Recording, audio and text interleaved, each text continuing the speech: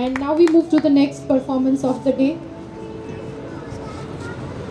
We have Amrutaji with us. And yes, she works for the kids of Ashadeep.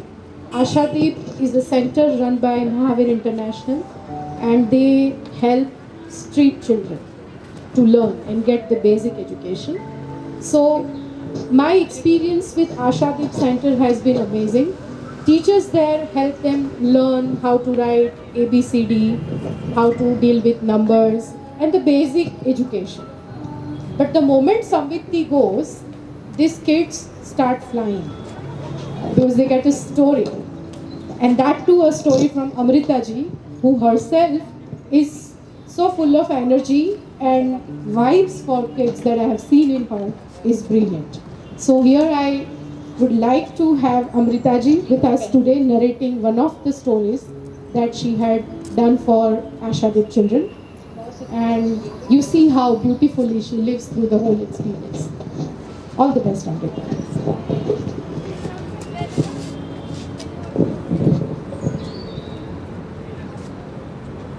Yes, namaste everyone. मेरे कहानी का शीर्षक दादी माँ है और इनके लेखक शिव प्रसाद सिंह है। पूरी कहानी में नरेशन शिव प्रसाद जी ने ही किया है। तो मेल का वो फर्स्ट पर्सन मेल है। ये कहानी लेने के पीछे मेरा तात्पर्य ये था, मेरे घर में मेरी सास है और कभी मुझे मेरी दादी माँ के साथ रहने का मौका नहीं मिला, पर जो मैं प्यार देखती हूँ मेरे सन में और दादी में, उनके दादी में, वो अभूतपूर्व है। और बहुत कम बच्चों को ये सौभाग्य में होता है, ऐसा है। तो इसलिए मैंने ये कहानी ली है। कहानी में ऐसा है कि शिव प्रसाद जी को एक पत्र मिलता है।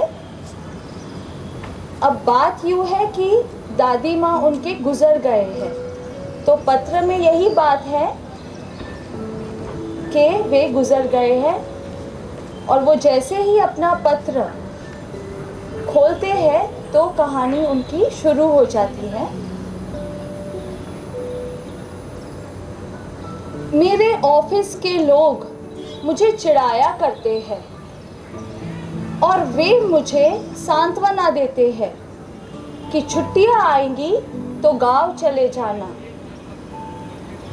मैं उनकी हंसी ठिठोलियों को भुलाने की बड़ी कोशिश करता हूँ, पर क्या करूँ। आज पत्र देखा तो मैं मेरे गांव पहुँच गया। ज्वार के दिन थे, सभी जगह बच्चे हंस खेल रहे थे। बारिश खत्म ही हुई थी, कीचड़ सूखने लगा था। हरी भरी घास की बांस हमारे तालाब में आने लगी और वो जो पानी है वो झाग से भर गया। ज्वार के दिनों में ये फेस भरे पानी में नहाना कोई अलग ही बात है। आम ना मिले चलेगा, इमली गुड़ ना मिले चलेगा, चूड़ा माँ के हाथ का ना मिले चलेगा, पर इस पानी में हंसी ठिठोली अपने दोस्तों के साथ करने का मज़ा ही कुछ और है। मैं मेरे दोस्तों के साथ सिर्फ एक ही बार गया था और क्या पता था कि मेरे नसीब में सिर्फ एक ही बार नहाना लिखा था और मैं बीमार हो गया। अच्छी दादी, दादी, हाँ बेटा मैं हूँ तेरे साथ, तू सो जा।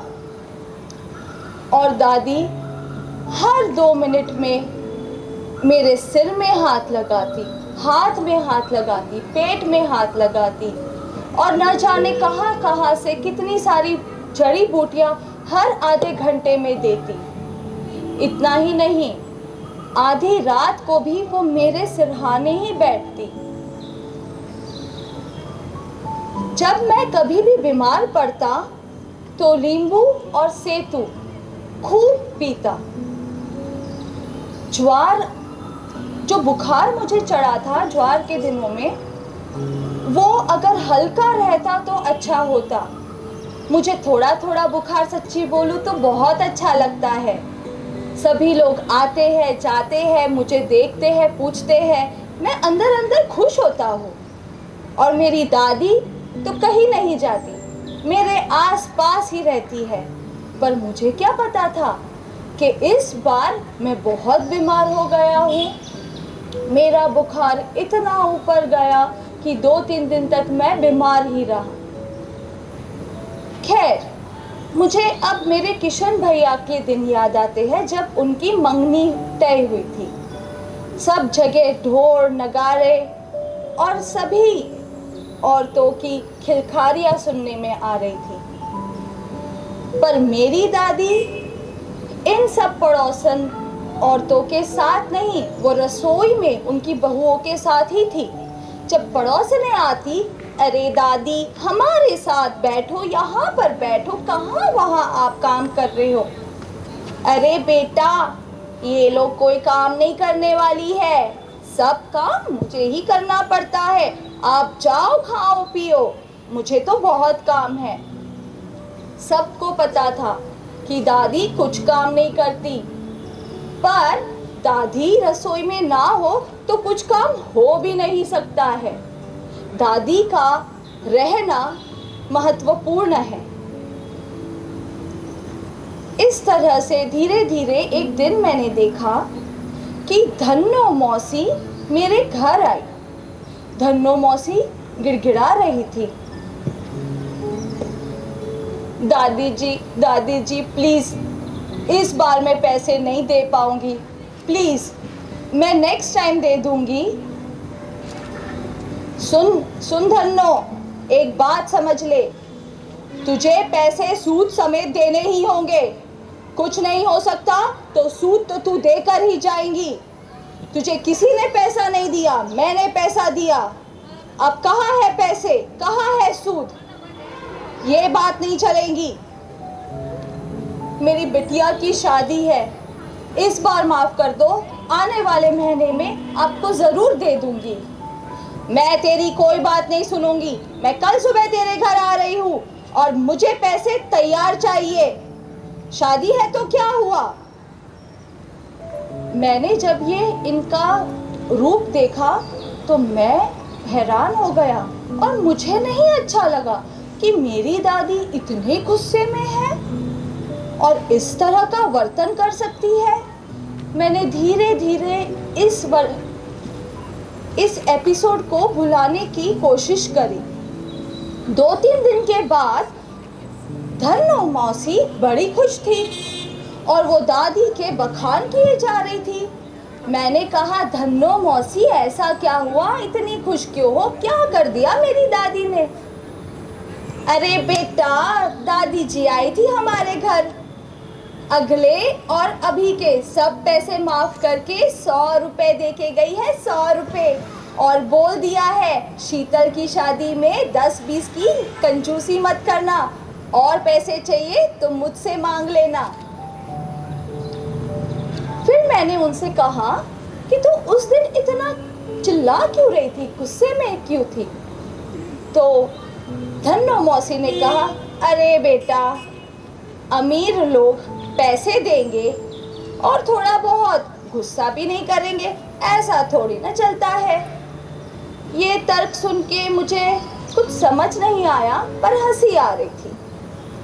चलो, अब किशन भैया की शादी का दिन आ गया और उस दिन महिला संगीत था। सभी पुरुष घर के कहीं दूसरे घर में चले गए थे, पर मैं और सुरेश चुपके से पलंग में दादी ने हमें सुला दिया था, छुपा दिया था, और वहाँ पर ही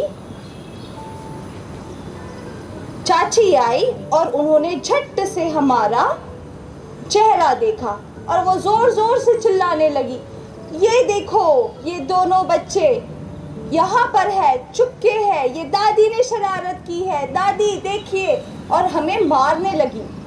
दादी बीच में आ गई, क्या है तुझे रानी, क्यों इतना चिल्ला रही है? अरे ये देखो ये लड़के ही है, बच्चे ही है।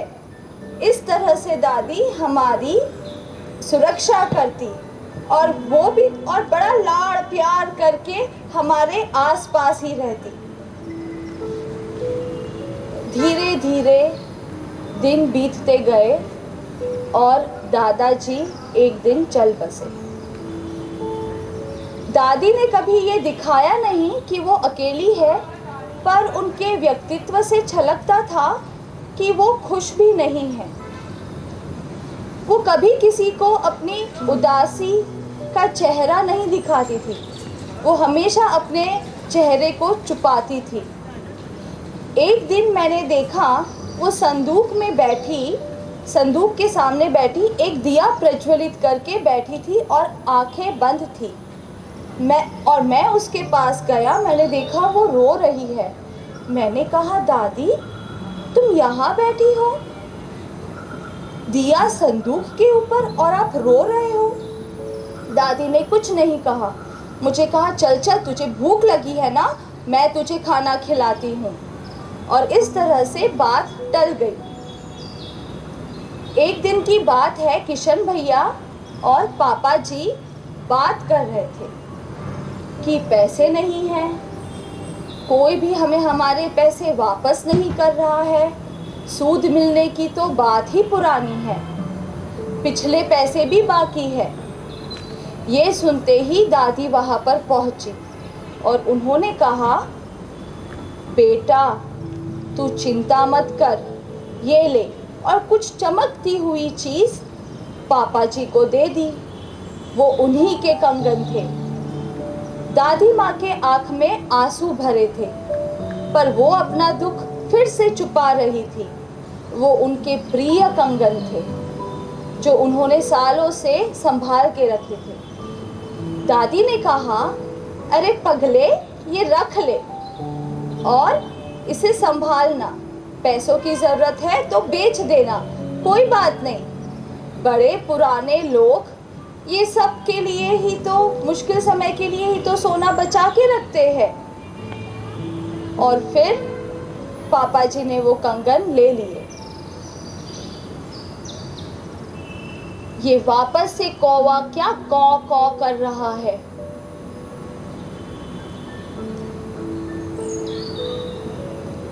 मेरी दादी चल बसी है, मैं क्या करूं? पर यकीन नहीं होता कि वो सच में चल बसी है। क्या पता शायद मैं गांव में जाऊं तो उनके कमरे में बैठी मिले, क्या पता वो वहाँ पे कहीं मेरे आस-पास ही मिले, क्या पता शायद वो अभी मेरे बाजू में ही खड़ी है। पता नहीं क्यों जब दादी गुजरती है तो यकीन ही नहीं होता। वेरी नाइस अमृता जी, आपकी हिंदी जो अस्खलित थी वह सुन के तो मन प्रसन्न हो। मैम और बढ़िया, मैम एक क्लैप हो जाए। क्या सही हिंदी बोल बिल्कुल। मैम टुडे आज क्या हुआ कि आज ही डिसाइड किया है, अच्छा, मतलब 2 बजे finally. You are blushing, very nice. और बताओ कैसा लग रहा है, संवित्ति में आने का निर्णय क्यों लिया अमृता? क्या रीज़न रहे, क्या इंस्पिरेशन रही? कभी भी पुस्तक पढ़ने का मौका ही नहीं मिलता है, सिर्फ सोचते हैं कि पढ़ेंगे पर कभी नहीं मिलता है। पता नहीं, कहीं ना कहीं मैं खुद को ये समझती हूँ कि मैं लेखिका बनूंगी, पता नहीं कब। पढ़ती नहीं हूँ, लेखिका कैसे बनूंगी? तो मुझे पता चला कि संविति फाउंडेशन जो है हमें इंस्पायर करता है लिटरेचर के लिए, इसलिए मैंने कांटेक्ट किया और मैंने सबसे पहले तो ये पूछा था कि मेंबरशिप के कितने रुपीस है। तो बोले नहीं, कोई रुपीस नहीं है, बस आपका प्रेजेंस ही हमारे लिए इम्पोर्टेंट है। तो फिर इस तरह से जर्नी स्टार्ट हुई। बहुत बार ये होता है कि कहीं पहुंचना या कुछ करना मुश्किल हो जाता है, पर सच्ची बोलूं, आज जैसे कि मुझे पता था कि मेरी प्रिपरेशन कितनी हुई है, फिर भी जब मैं गाड़ी चला रही थी मुझे एक खुशी मिल रही थी। मुझे लग रहा था कि ये मैं हूँ, ये मैं मेरे लिए चला रही हूँ। मैं जहाँ भी पहुँच रही हूँ वो मैं खुद से मिलने के लिए पहुँच रही हूँ। चीज़ें कितनी भी डिफ़िकल्ट होती है, कितना भी फैमिली का प्रेशर, जॉब का प्रेशर, कोई भी प्रेशर होता है, पर यहाँ पर आकर जब मैं कहानी बताती हूँ, और मैं यही बिलीव करती हूँ कहानी पढ़ना अलग है, कहानी को अपने आवाज़ में, अपने शब्दों में प्रस्तुत करना बहुत ही अलग बात होती है। और इसमें आप उस आत्मा में चले जाते हो। तो जनरली मैं बहुत इमोशनल हो जाती हूँ, बट फिर भी मैंने इस बार खुद को कंट्रोल किया है और मुझे भी अच्छा लग रहा है कि मैं उतनी स्ट्रॉन्ग हूँ। कहीं ना कहीं ये होना चाहिए। और सामविती, कभी कभी मैं डर जाती हूँ कि नहीं, ये तो मैं कहानी नहीं कर पाऊँगी, ये तो होने ही नहीं वाला है। इस बार भी गौरांग सर जी को बोला मेरी गलती है कि मैंने थोड़ा सा लेट किया या मैंने कम समझा, बट जो भी है ये चीज़ तो मैम मैं कभी भी छोड़ने ही नहीं वाली हूँ। एक बात बताऊँ आपको, अभी जो आपने कहा ना, उसमें आपने कहा कि जब आप गाड़ी चला के यहाँ आ रहे थे तो आपको ऐसा लग रहा था कि आप अपने खुद के लिए आ रहे हैं। तो ये वर्णन जब मैंने सुन रही थी, तब मुझे आप में वो वार्ताकार दिखी जो अपने लिए लिखना चाहती है। वो गाड़ी जो है वो एक बहुत अच्छा मेटाफर बना आपके एक्सप्रेशन का, और एक आपका एक आत्मकथनात्मक अंश उसमें मुझे दिखा जो आपको बहुत प्रिय है, वो भी मैं महसूस कर रही हूँ।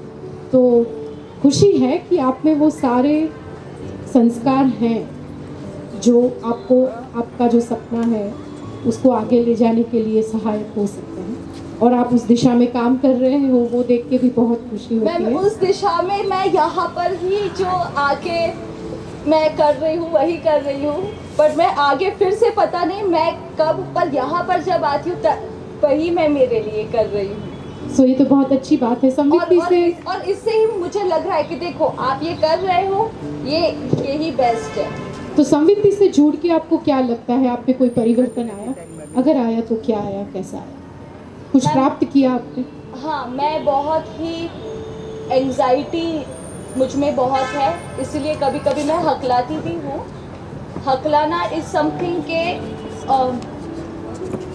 मेरे उसमें नहीं है, टंग में कोई प्रॉब्लम नहीं है, पर एंजाइटी की वजह से मैं बहुत ज़्यादा हकलाती हूँ। अब ये है कि मैं जब सर से मिली, मैम से मिली, और ये जो हमारा बैकग्राउंड म्यूज़िक जो है समृद्धि का ट्रेडमार्क जो है, बस यहाँ पर होकर ही मुझे पहली बार जब मैं समृद्धि के वर्कशॉप अटेंड किया था, तो जो मैंने शांति का अनुभव किया था वो मैंने मंदिर में भी नहीं अनुभव किया।